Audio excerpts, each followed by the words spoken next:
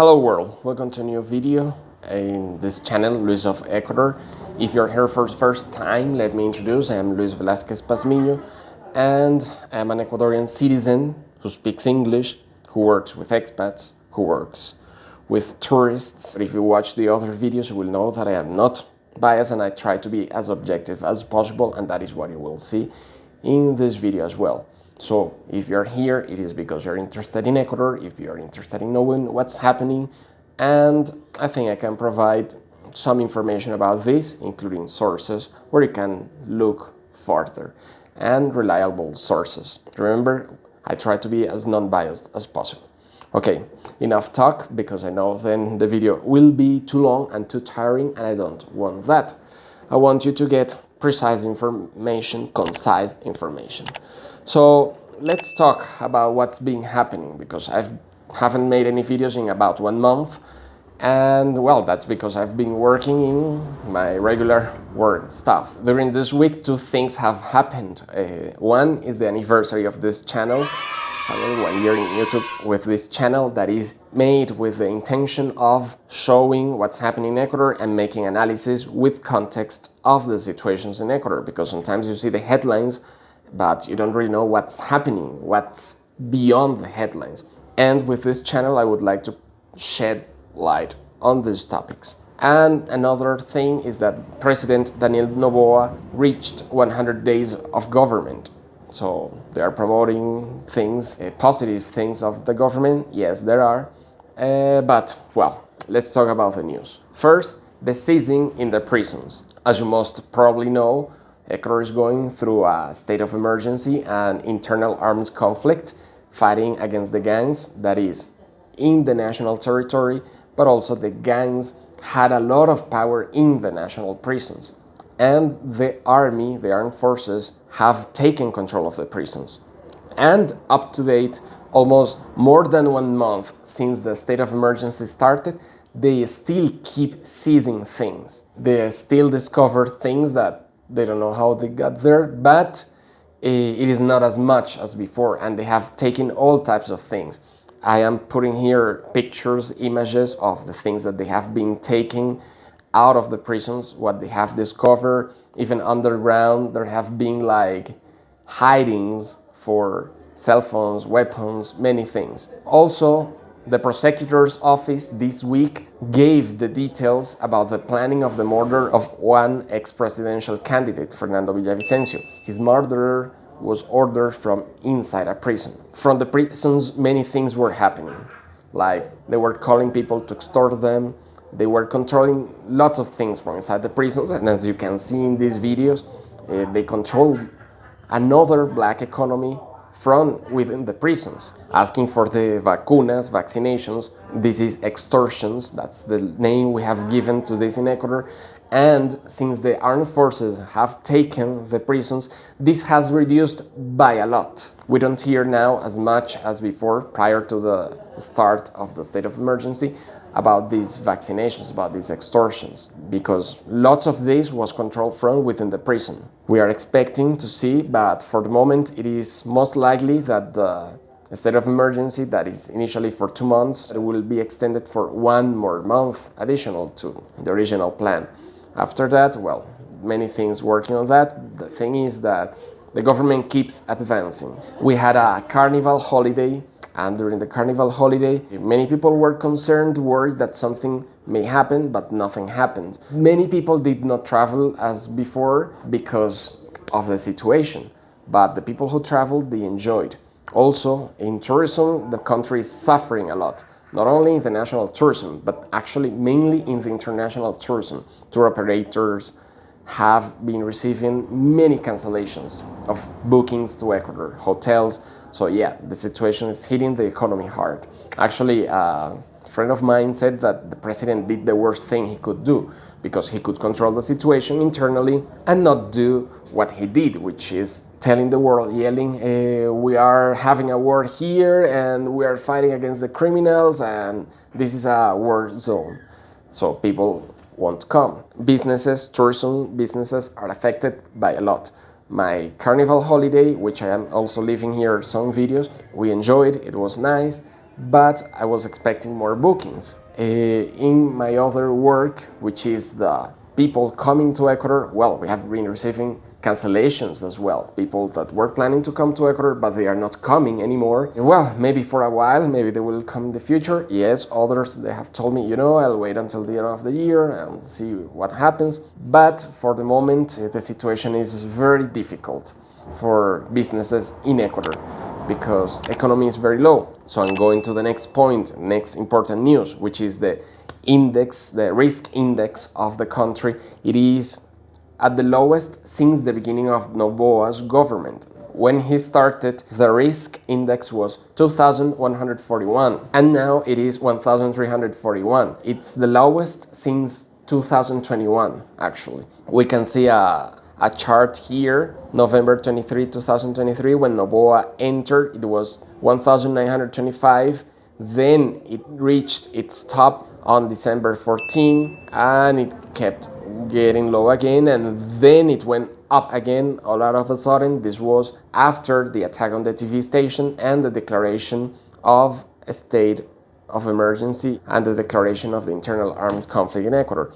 But after that, it has just kept getting low. It increased a little bit again on the 1st of February, but then again going low and low. Okay, what is this risk index? This is a qualification that markets give to a country according to how risky they consider a country is for getting debt or for actually paying its debt. So how risky would it be for different organizations to lend money to this country because of their situation? And Ecuador right now is in the 4th position in Latin America. Number 1 is Venezuela, which is stratospheric, 21,928 points. Then Bolivia, 1,796 points. Argentina, many know of what's happening in Argentina, 1,702 points. And then Ecuador, 1,420 points. But Argentina and Ecuador, they have been working on lowering this. The markets are seeing with good eyes what's happening, what their presidents are currently doing. So the risk index is getting lower. What else? President Noboa has met with important people of the US government. And the most recent meeting here in Ecuador was with Rahul Gupta, White House Director of National Drug Policy. In this meeting, the ambassador of the United States in Ecuador was also present, Ambassador Fitzpatrick, of whom I have talked in other videos. And as Rahul Gupta said on his X account, you can see here, the United States is deeply committed to supporting Ecuador in its fight against transnational criminal organizations. This was also reported by the most important local media. The relationship between the United States and Ecuador at this moment is very good. This was a visit of 3 days in Ecuador, and they met in the city of Guayaquil. There has been some controversy about these good relationships because Ecuador has granted to the United States immunity in certain areas. Like USA officers will be able to work here in Ecuador and do something against the gangs or against the criminality, and they would be able to do things that normally a foreign agent wouldn't be able to do. But I would say that most people agree with this because we were seeing how criminality started being a very bad thing. Actually, if we talk about how much criminality increased in the different countries of Latin America, Ecuador was number 1 in how much it increased, because it went from like okay standard for the region to the highest. But since the start of the state of emergency, this has reduced again. But of course, this is something that still continues. But I'm talking about the safety part with more detail in the end of this video. The point is that Ecuador's president is committed to do something against criminality, and they are looking for help from whomever wants and can provide help. In this case, the government of the United States of America. By the way, on Friday, March 1, Noboa went to the United States and he met with Ecuadorian migrants there, but also with Eric Adams, New York's mayor, to talk about the migratory crisis. And well, I plan to talk about the migratory crisis in other videos because that's a whole topic, and I really want to extend in that video only to talk about the migratory crisis, why people from Ecuador leave the country to go into the United States and all they have to go through. Because this is a very complex topic. And you know what you are watching in the US news about what's happening in the border, what's happening, for example, in cities like Chicago or New York. But I want also to provide information about what's happening on the other side. And I want you to show the other perspective, because there's more than one perspective always. In the same context, in early February, President Noboa met with the mayors of the cities, of the port cities in Europe, through which the drug that is trafficked from Ecuador enters in North Europe. The mayors of the cities were the mayors of Hamburg, Germany, Rotterdam and Amberes in Belgium. The Ecuadorian narcos, in alliance with the Albanian mafia, moved the drug from Ecuador into Central and North Europe through these ports mainly. Last year, 2023, Europe broke the records in seizings of drugs entering there. So this is another proof that the President Noboa is committed to do something against this, because in the past we didn't really see meetings of this level. The idea is to do something to really affect these gangs in their influx, in their income, so that they don't have a strong arm to fight the police and the armed forces here. And yes, it is difficult to stop this fight as long as there is a demand. The situation is not that easy. They have a lot of money because they sell a product that is highly demanded, and we have many expenses. We're not having too much income. And there are measures that the government is trying to take. But there are also other things that the government was doing and had to stop to not lose so much. For example, the Ecuadorian government was giving to the United States Russian weaponry, Russian equipment that they consider old, and that the president even called scrap. So what did the Russian government do? The Russian government then said that they found some flies in the banana that they were importing from Ecuador and stopped buying. This affected 25% of the Ecuadorian banana trade to Russia. But guess what? Russia is the #1 buyer of bananas in the world, even more than the US. So this was a very big hit. The Ecuadorian government desisted on that decision and wouldn't give the equipment to the United States. That it was in exchange for US equipment to Ecuador. I don't know if the US equipment is going to continue coming, but some already came in. The thing is that Ecuadorian banana producers need that income, and the United States wouldn't buy the produce because they're already buying from other sellers. So politics is something complex and sometimes dirty. Lots of blackmail, and yeah, we as a poor country need to work better on other things so that this doesn't happen again in the future. Otherwise, we will be subject to what other big powers decide. And okay, what is the most important, perhaps the most important economic measure that the Ecuadorian government is taking? This is increasing the VAT, the VAT, value added tax, IVA, IVA, Impuesto al Valor Agregado. This is the consumer's tax for buying almost everything except for very basic stuff, very essential stuff. This tax is 12% currently, and it is going to increase to 15% on April 1. And it is supposed to be during a certain time. It already happened that it was increased from 12% to 16% during the earthquake in Esmeraldas and Manabí, and that lasted for about 1 year. This time it is supposed to last for around 1 year as well. We'll see. Many people are against this. Many authors say that this is something that has to be done because we don't have money. We are very closed. Markets are not buying from us because we're expensive, because we have US dollar, because it's difficult to compete against Colombia and Peru that have their own currencies, and it's cheaper to buy from them. Talking about agricultural products. And we're not that developed in science and manufacture, so our income is really low for what we need. Gasoline subsidies, for which we have had strikes in the past, well, these subsidies are going to be only focalized. They are working on a system so that the subsidies go only to people that really need it. With technology, I think it is possible, but we don't know yet exactly how the system will be. The value-added tax, things that don't have this value-added tax are basic meals. Let's say rice, flour, fruit, milk, very basic stuff. these don't have value-added tax. However, washing machines, microwaves, kitchens, they have value-added tax. So these things will be more expensive as of April 1. Another economic measure that affects expats in one point, or mainly the investing expats, is the increase of the capital outflow tax, ISD, Impuesto a la Salida de Divisas. The capital outflow tax is currently of 3.5%. That means if you have money here in Ecuador and you want to send this money abroad, you pay 3.5% on the amount that you pay.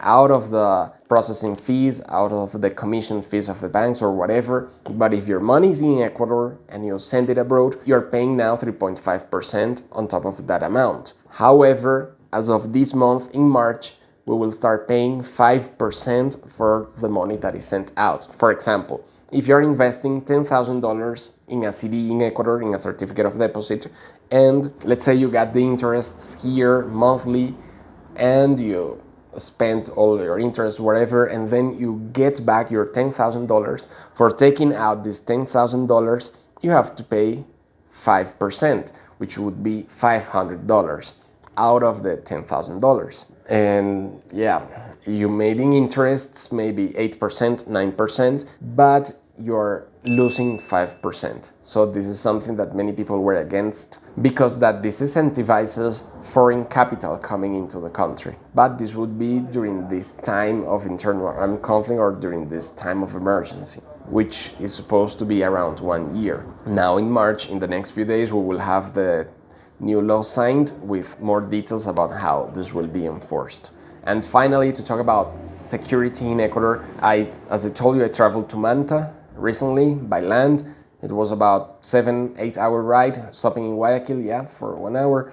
And you can feel less tension on the streets than before. I won't tell you that it is super safe, but you feel less tension in the air, like what we were seeing in December, in the first days of January, or even once the state of emergency was declared. We were in Manta on the streets, on the beach, and the situation was okay, no problems, coming back again. Yes, only traveling during daylight because we still have curfew. And you can travel during night with a special authorization, like saying you have this tourism trip arranged, but you wouldn't want to take unnecessary chances. So we travel during the day. No big news in Cuenca during the carnival holiday. I'm leaving here some clips of what we did in the holiday, also what we saw in Manta. And remember, as I already mentioned in other videos, in my last video you can watch it in more detail. You read the travel advisories from the United States Department of State, from the UK, from the Canada government, and they keep posting about whether it is recommendable or not. Remember, what you see sometimes, and that is something that makes me a little bit angry, because in the US news you see the headlines, Ecuador this, Ecuador that, narcos, gangs, but then when you watch the news they show you things that happen in 1, 2, or 3 neighborhoods in one city or only 2 cities. But Ecuador is much more than that, and well, it's really affecting us, the bad press. Perhaps I'm not the best person to talk about this, because you may say I'm biased because I want to protect my business. And of course, I need to protect my business, I need to live, I need to eat. But the situation is, if that was all true, well, I simply couldn't work, and I would tell you I can't work. I don't know. I need to look for another option, and then I would start, I don't know, looking for another source of income, because that wouldn't work. But it works because it's possible to work. But abroad, we're getting only bad press. However, I told you, read the travel advisories and read also Facebook groups if you use Facebook. If you're interested only in Cuenca, I leave in the description, as I did before, my list on X social media about Cuenca news, so that you see different news of Cuenca of different reliable sources. But also you can check the Facebook groups if you use Facebook, like Ecuador Travel Info, Ecuador Expats, Ecuador Emergency, Cuenca Expats and Friends, and there you can enter as long as you follow the rules, and you will be able to see people from all over the world that are here living, tourists, right? You may also ask your questions like, what should I do? And in these groups, in most of them, advertisement is prohibited. these are not commercial groups. These are groups of people living here, community, sharing their opinions, their ideas, and you can also see that, ask, share yourself as well, and make your own decision, not based on only these headlines that are the worst of the worst. And finally, I will leave a video of a guy on TikTok. He's American, JeffCon18. If you use TikTok, you can also go to TikTok and watch him. But again, I'm giving you different sources so that you don't have to stay with only what I say, and not even commercial accounts. You just can go there and watch real people, individuals that share their opinions from their points of view, from the site where they are. And before leaving, please remember to comment what you would like to see, if you are okay with this type of videos, if you would prefer that they are super shorter, or if this is okay, and what topics you would like to know more about, like immigration crisis. I know that's #1, so you can leave specific questions about that too. And also remember, besides commenting, to like the video, subscribing, and clicking on the bell so that you know when a new video comes out. So I leave you with Jeff Con, and thank you very much for watching the video until this point. I've lived in Ecuador for about 15 years, and friends and family back in the States ask me if it's still a safe place to visit. It absolutely is safe for tourists, and I'll explain why. In Ecuador, we had a bit of a crisis that made international headlines for all the wrong reasons, and those headlines exaggerated the risk of visiting the country, in my opinion. If you look into the numbers, if you look at how it is actually on the ground, Ecuador has the same problem that Chicago has. We have gang activity in very specific neighborhoods, in very specific areas, and in the prisons. Chicago has a murder rate of about 20 to 30 per 100,000, and actually Ecuador has a number that's somewhat comparable to that. Considering the huge crackdown, we probably have a lower number at this point. When a visitor goes to Chicago, Southside is generally not the destination. You're going to Magnificent Mile, you're going to the waterfront, and even though Chicago has a bit of a overall high murder rate, your risk as a visitor is almost nothing.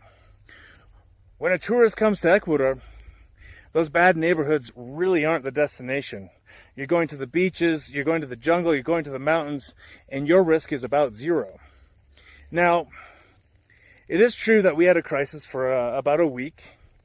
Basically what happened is the government started cracking down on organized crime, and as a response, the gangsters tried intimidation tactics, and those tactics backfired on them spectacularly. There was a crackdown like you wouldn't believe, and now a month later, we celebrated Carnaval, everybody traveled, we all had a great time, there really weren't any incidents.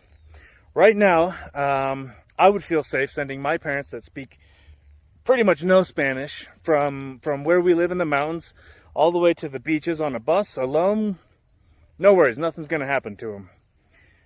Besides that, I don't think you'll find better hospitality than you will. I don't think you'll find more helpful people than you will here. My mother-in-law, for example, once drove an acquaintance of mine, a person I just met, like 3 hours from Quiloto to Baños, and toured them around for free all day, just proud to show what this country has to offer. So, you know, don't pass up on the adventure of a lifetime. Ecuador is a peaceful, beautiful place. It has interesting cultures, amazing beaches, jungle adventures, mountains, rivers, culture, art, wildlife, food, and at amazing prices. On top of that, it's only like 4.5 hour flight from Miami, so hopefully we'll see you here. Nos vemos pronto.